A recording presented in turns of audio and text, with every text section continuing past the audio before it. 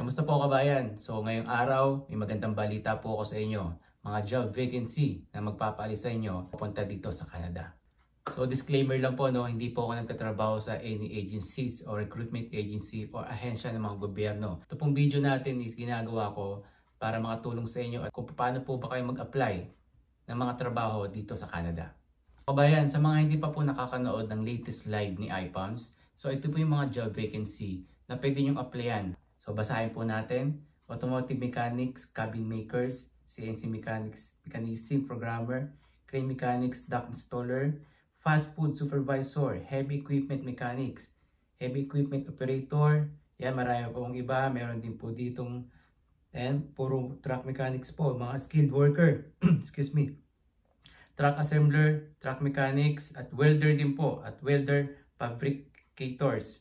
So ayan kabayan, so marami kayong mga pwedeng pagpilian. So kung qualified po kayo na mag-apply dito sa mga latest jobs na pinost ni iPalms, so bisitahin nyo rin po yung Facebook ni iPalms at doon makakakuha kayo ng maraming information kung paano po ba mag-apply at paano po ba yung proseso ng pag-a-apply ninyo doon sa mga job posting nila na hinahanap nila bound to Canada. At ito pa po kabayan, notice of applicants available jobs for walk-in application on February 6 and 7, 2024. So, malapit na po, no? Tuesday and Wednesday, 8 a.m. to 2:30 p.m. So, sa mga interested po mag-apply, pumunta po kayo sa office ng iPalms at dalhin niyo po yung CV o resume nyo.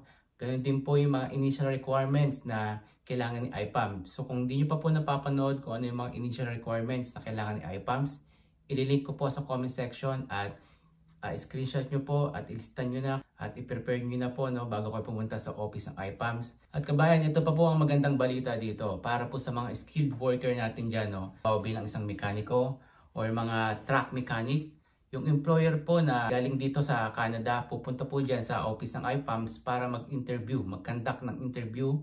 So kailan po ito? Ito po ay gaganapin sa 3rd week ng February ngayong taon na to, 2024. Ito po ay base sa latest live ng iPalms na si Ma'am Perla Patricio, ang iPalms General Manager, at si Sir Jomel Pig-Ao, ang Senior Recruitment Officer. So isave nyo na po yung araw na yon. So itag nyo na yung mga kaibigan natin na may matagal na experience pagdating sa mga mekaniko, truck driver, or any heavy equipment na meron sila.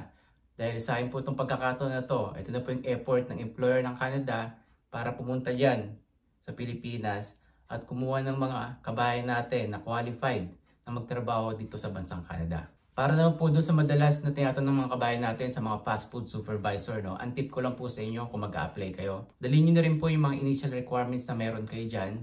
So, meron po akong video na ginawa niyan at kayo na po bahala kung ano yung preparation na gagawin nyo. So, ito na po yung time nyo para paghandaan yung mga dapat paghandaan. So, bibigyan ko po kayo ng tip is kailangan may confidence kayo at marunong din kayo sa mga basic English. At wag po kayong kabahan dahil ang iPalms po at ang mga employer dito sa Canada ay sobrang babait po nila. Ganun din po yung mga office staffs na meron dyan sa iPalms. So, maging totoo ka lang sa sarili mo. Nagdadasal ako na isa ka rin mapili na makapunta dito o magbigyan ng pagkakataon makapunta dito sa Canada. So maiksi lang po yung video natin ngayon dahil ayun po yung latest job ni iPalms. So gusto ko lang i-share sa inyo sa mga hindi pa po nakakanood at sa mga may kaibigan dyan, mga kapamilya, tropa. Share niyo itong video na to para sa ganun makatulong po tayo yan sa mga kabayan natin na nagnanais o nangangarap din makapagtrabaho dito po sa Canada.